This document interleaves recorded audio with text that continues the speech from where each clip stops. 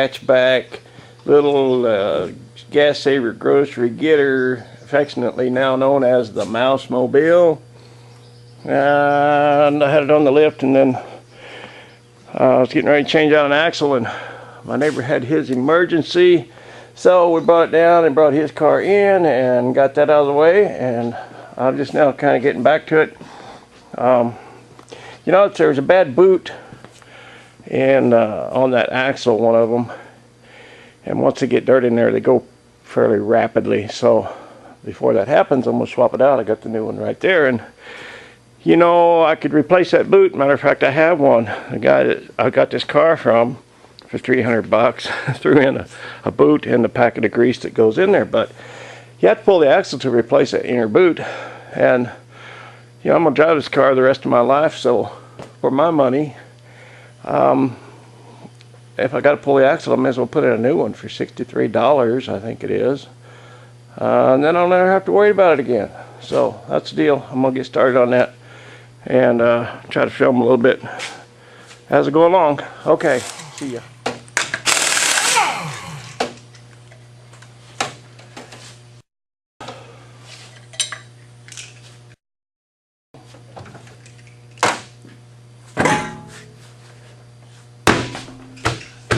Right there. Stay.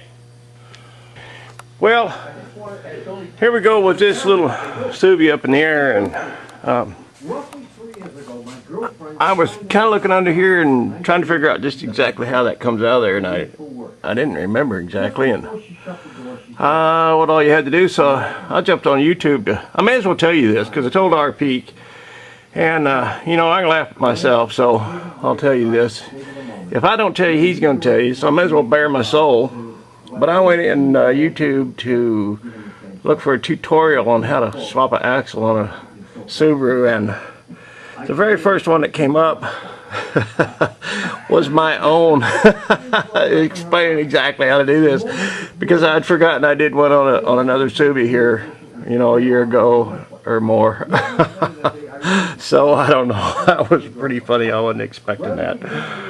Oh well, anyway, there's that boot that's all shot, and it's going to come out, and a whole new axle going in. But now that I know how to do it, I'll get busy. Well, first thing I'm going to do is get this caliper out of the way, so I can put a puller on here and get the tub off of there. It's all coming back to me now. And if you think about damaging anything, in fact, he is saving the valuable pieces of the starter, because he is the biggest cheapskate in the entire world. He's doing it because it's cool. No, you know what? He gets this glazed look that comes over his eyes, you know, to get it. So you can just buy one with a hand that's broken, so that it's got a cast on it, and boom! That's right. You'll knock them all the way to what name is it? No. I thought it was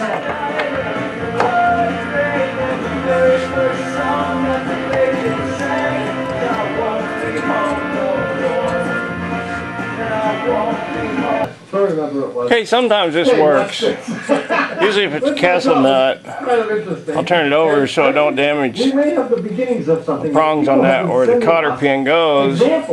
Run it back up so that it's even with the bottom of this bolt right there, and I can take a whack on that with a hammer and not damage the threads on the bolt. And sometimes it works, sometimes it don't. We'll give it a shot. Hey, watch this! It just kind of depends on how long it's been in there, whether or not that works. If that'll pop out or not. I'm going to give it a whack and see what happens. If it don't, you can always heat this. Now you get a pickle fork in there. But, you know, if you heat those up, they usually pop off pretty easy. So we'll see what happens here. Have you ever done that? Hey, watch this. It looks like that did work. That's going to come off there. So we're going to get the wrench and run that nut off. So I have to drop that control arm down in order to get that axle, get this to swing out, get it out of the way so that axle can come out of there. I got that, I drove that roll pin out. It's right there. Just took a little punch and punch that guy out. And I'm going to pull this axle off the shaft. That came right down. Yeah, I'll work on getting it out of the other end here, but my hands are real greasy. I don't want to touch the camera really, but anyway, that's going to come back out this way and get out of there. Well, I did the same little trick with putting that nut on upside down and giving it a whack with a hammer and knock that axle loose in there. So now it's a matter of taking this axle out of there, putting the new one in.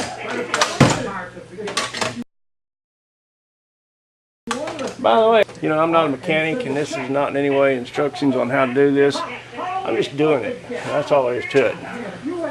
Okay, there's the new axle in, and just reverse process, and I'm just about ready to put that dowel pin right back in there, and bolt the hub back on, the calipers on, and the wheel on, and take her for a run.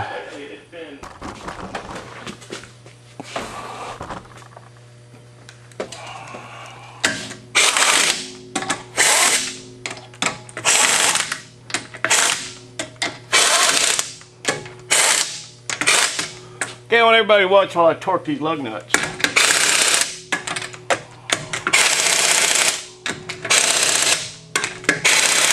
There, how you like them apples? Okay. There's the old one. And there's why it had to go. It was in pretty bad shape. This other one was starting to go too. So, I'll have to worry about that one for a while. No snap, crackle, pop when I go around the corners. I think I was a couple hours well spent. See you later.